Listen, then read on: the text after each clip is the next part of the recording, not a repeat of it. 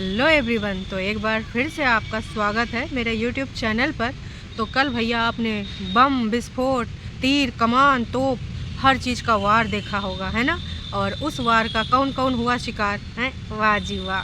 तो भाई साहब, सबसे ज़्यादा जो जनता को पसंद आवा वो एक बहन का एक भाई के लिए सपोर्ट देख कर। भाई कुछ लोग तो जाए कि दुश्मन से हाथ मिला लिए थे, लेकिन कुछ लोग हैं अभी भी, है ना, जिनको लेकर हम प्राउड फील कर सकते हैं।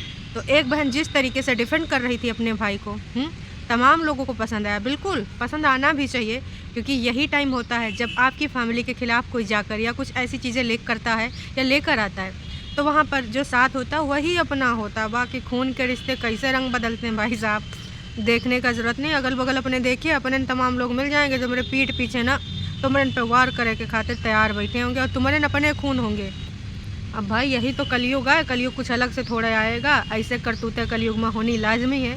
तो भाई आज ना 3-4 पॉइंट पे होगी वार्तालाप, और जो वार्तालाप होगी ना, सबसे पहले मैं शुरू करूँगी नीतू के पास से।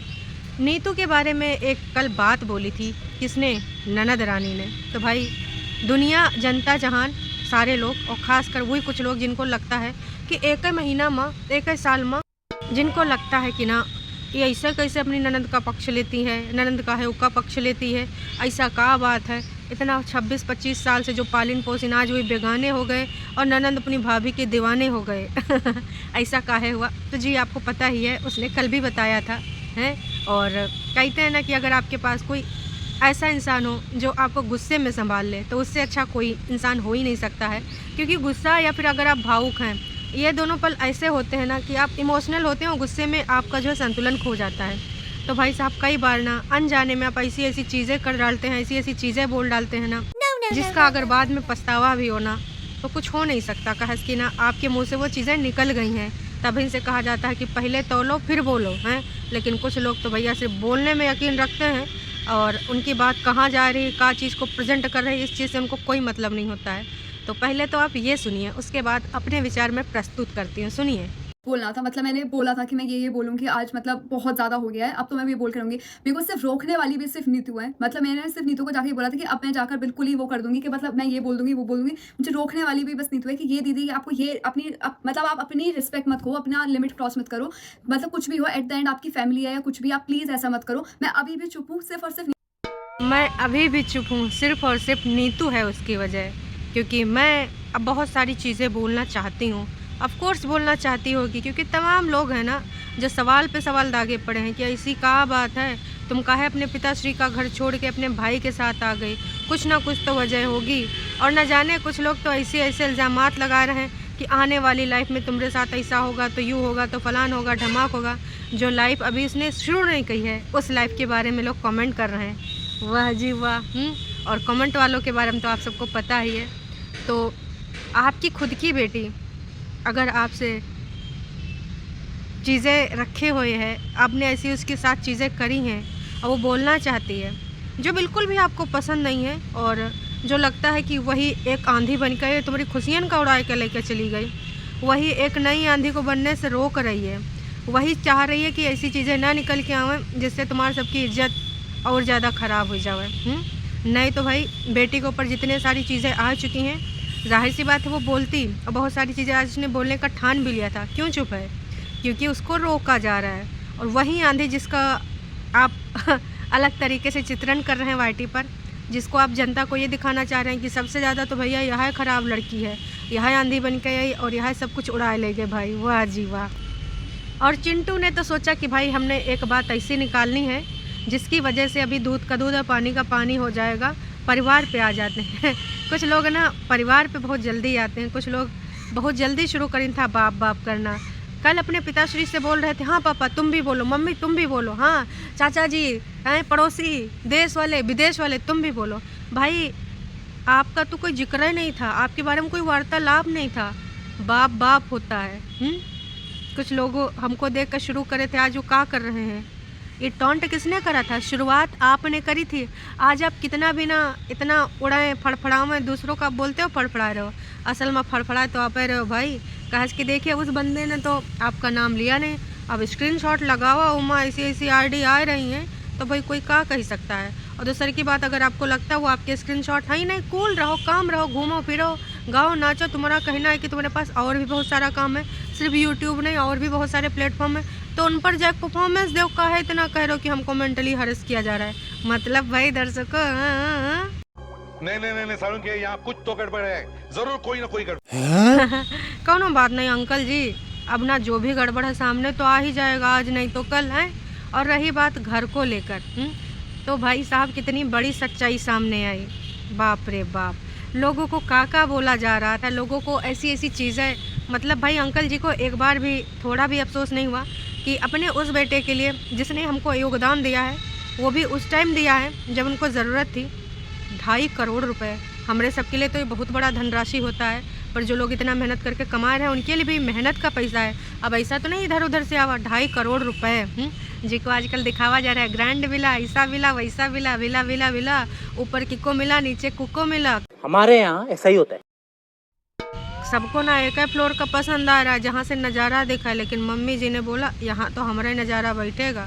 फिर कहा जी नई की बहुरिया नीचे वाले फ्लोर पे आ जाएगी, देवर वाले। खैर ये सब चीज़ें ठीक हैं, पर जिसने 2.5 करोड़ रुपया लगाया उसके बारे में एको बार जिक्र नहीं हुआ। भाया काहे भाई, जब तुम वीडियो बनावे गए थे और बढ़िया सा एक वीडियो डाले तो पूरे टीम लेके गए थे, बाकी लोग फोटोग्राफी कर रहे थे, कुछ लोग कुछ कर रहे थे, कुछ लोग कमेंट्री कर रहे थे, लेकिन एक बहू को कॉल किया गया था कि तुझे कौन सा रूम चाहिए। दूसरी की बहू को काहे नहीं किया गया? 2.5 करोड़ रुपया मैटर करता है भाई। आज इनके पास 2.5 करोड़ रुपया हो तो आराम से अपना घर वर ले सकते हैं।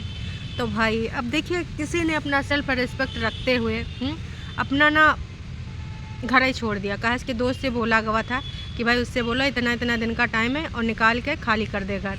तो भाई अगर यूँ बात है तो भाई अब कुछ लोगों का भी सेल्फ रिस्पेक्ट जगना चाहिए। 2.5 करोड़ रुपया मतलब दे देना चाहिए हमारे हिसाब से।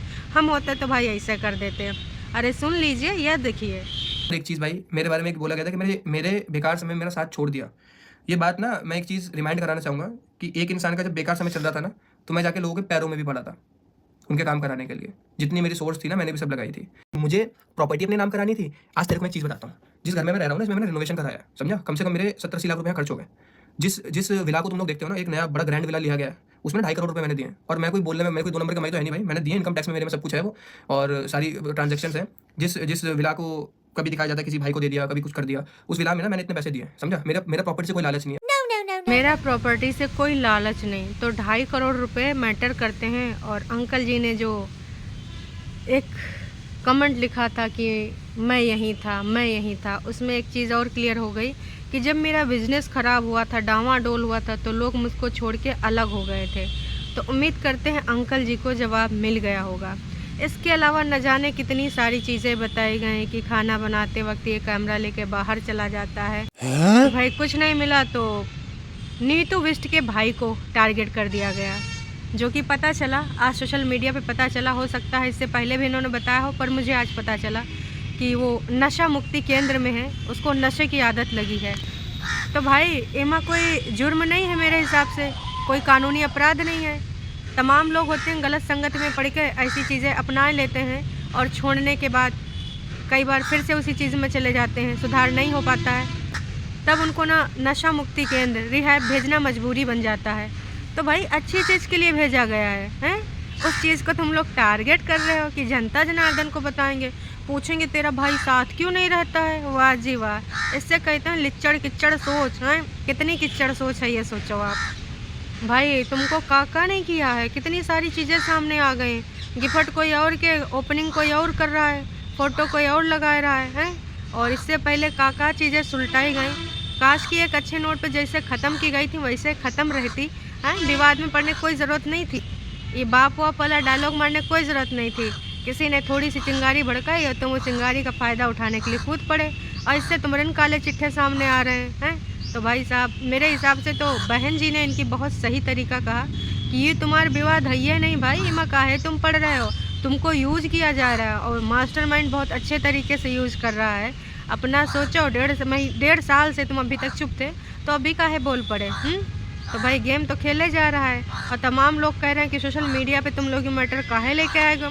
तो उसका भी जवाब कीर्ति ने बहुत अच्छे से दिया कि भाई कबो शेरो शायरी के माध्यम से और अभी से नहीं, लगभग 6-7 महीना से चल रहा है, कबो बहुओं को कंपेयर करने से, कबो पहली बहू को नीचा दिखाने के लिए दूसरी की नहीं होने वाली बहू के संस्कार गिनाए जाते हैं कि उसकी माँ ने उसको कैसे संस्कार दिए हैं। और कबो कबो शेरो शायरी के माध्यम से भाई यहाँ प्रस्तुत किया जाता है, कुछ बातें टारगेट सेट किए जाते हैं। इसी के अंतर्गत कल वो बचपना भी याद किया जा रहा था बच्चों का।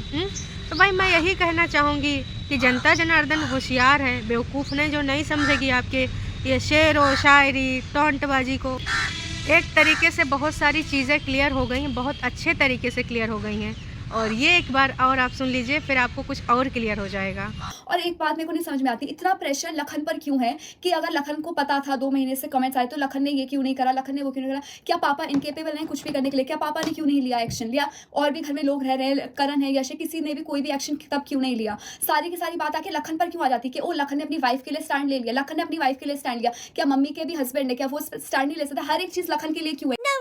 हाँ जी, तो वो इसलिए कहा जाता है, बिल्कुल इस चीज़ के लिए मैंने भी बोला था कि भाई बाकी के लोग, मैं स्नैपचैट में भी बोली थी कि भाई बाकी के लोग काहे साथ नहीं दे रहे हैं। 2-3 दिन पहले तुम्हारे धमकाए रहे थे कि अब मैं शांत नहीं बैठूंगा, मैं ये करूंगा, मैं वो करूंगा, मैं नोटिस भेज दूंगा, और मेरी माँ के साथ गलत हो रहा था तो कोई नहीं लड़ रहा था, मैं अकेले लड़ रहा था।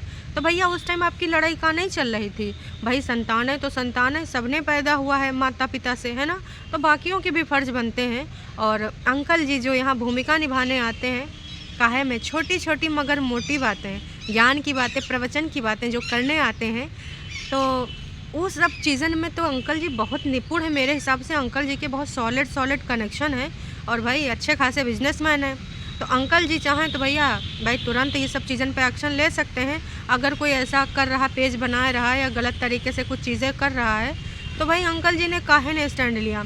सिर्फ और सिर्फ भाई बेटे को की टारगेट काहे किया जा रहा है? तो जनता जनार्दन दिमाग आपके पास है भाई, आपको बहुत अच्छे से पता है। जिनको नहीं पता है उनको बता देते हैं। देखिए पता तो उनको भी है, पर उनको टारगेट करना है तो इसलिए वो टारगेट करने आ जाते हैं। बुरा ये लगता है कि अपनी बीवी के लिए क्यों कर रहा है? आप कह रहे हैं मेरी बीवी के लिए स्टैंड तो लेना पड़ेगा। आप बीवी की तारीफ़ों के पुल बांधते नज़र आ रहे हैं कि भैया अगर इस टाइम हो तो बांध के वही पुल पे तुम ना जमुना पार चले जाओ, हैं? तो इतने पुल अगर आप तारीफ़ों के बांध दे रहे हैं, अभी तो नयका शादी हुई है, और भाई हस्बैंड वाइफ अगर एक दूसरे को नहीं करेंगे तो कौन करेगा? अब वैसे भाई आप दोस्तों से बोल रहे हैं घर खाली कर दे, ये कर दे, वो कर दे, तो मियाँ बीबी ही एक दूसरे का सपोर्ट सिस्टम बनेंगे। वो तो भैया ये लोग लकी हैं कि आपकी बेटी जो इनके साथ अभी सपोर्ट सिस्टम बन के चली है। बहुत मनोबल बढ़ता है, कितना भी कोई कहे कि नहीं टेंशन नहीं होता है जी, होता है। और आज वो क्यों है इसके साथ उसको बहुत अच्छे से पता है, बहुत अच्छे से उसको पता है। बहुत सारी चीज़ें क्लियर हो गई, बहुत सारे जो इल्ज़ामात लगे थे। आंटी जी ने बोला था कि मेरी कोई हेल्प नहीं किया स्नैपचैट पैसे को लेकर, वहाँ पर कुछ दूसरी बयानबाजी दी गई। और बाद में अंकल जी जब वहाँ से लौट के आए तो इन लोगों को बताए कि भाई उसने कहा था आपकी जान को खतरा है, तो आप आइए हम इधर आपको बताते हैं किससे किससे जान को खतरा है।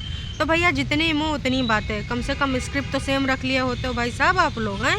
सब लोग अलग अलग बातें कर रहे हो तो क्या समझें?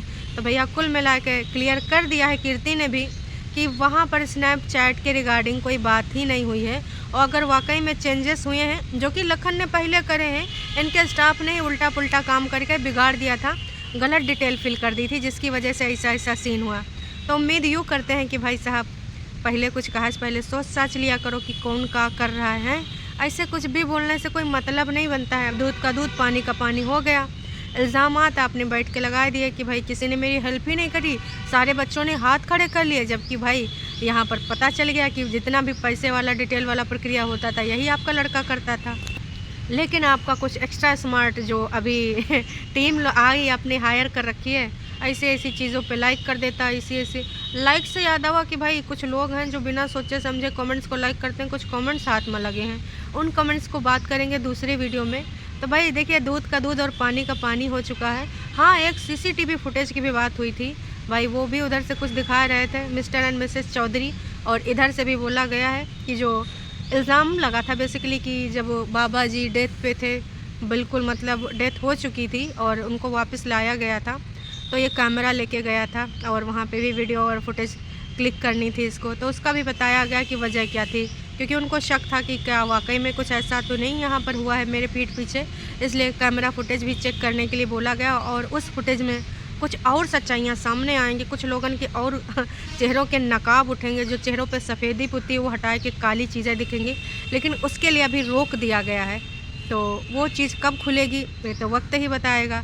तो उम्मीद करते हैं आपको क्लियरिटी मिल गई होगी बहुत हद तक। और यार वीडियो देखा मैंने उनका जिनसे ये लोग मिलने गए थे, वही जो उस दिन अपना कीमोथेरेपी छोड़ के आई थी सिस्टर। तो उम्मीद करते हैं यार उनकी लाइफ में कुछ अच्छा हो जाए। उनके छोटे छोटे बच्चों को देखकर, उनको रोता देख के दिल में बहुत तकलीफ़ हुई। आप सभी प्रेयर करिए और जो जितना जो कर सकता है ऊपर वाले से प्रार्थना करिए, क्योंकि उनका इलाज तो वाकई में अच्छी जगह चल रहा है एम्स में। अगर अब उससे भी कुछ अच्छा हो सकता है। कितनी बड़ी बात कही यार इस बंदे ने कि मैंने जो अपने घर के लिए पैसे बचाए वो भी दे दूँगा। लेकिन भाई वो बंदी ऐसी नहीं कि वो लेगी, पर इतना कहना ही बहुत बड़ी बात होती है। तो भाई साहब इन सब चीज़ों से ना जनता जनार्दन आपको जज करती है, आपके स्वभाव को देखती है, नेचर को। और अगर कोई कहता है कि भाई ये एक्टिंग कर रहा है तो एक्टिंग भैया 2 दिन कर लोगे, 3 दिन, चौथे दिन, 5वें दिन, 1 महीना बाद तो आपका असलियत सामने आ ही जाएगा हैं।